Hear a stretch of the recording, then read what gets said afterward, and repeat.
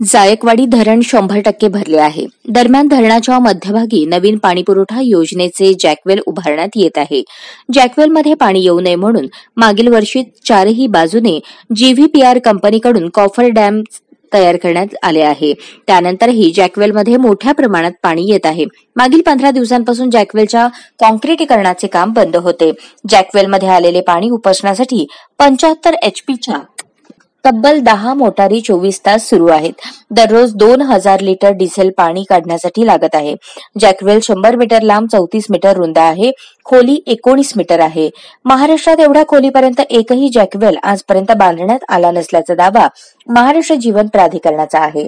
जॅकवेलचे वैशिष्ट्य म्हणजे 192 कॉलम आहेत.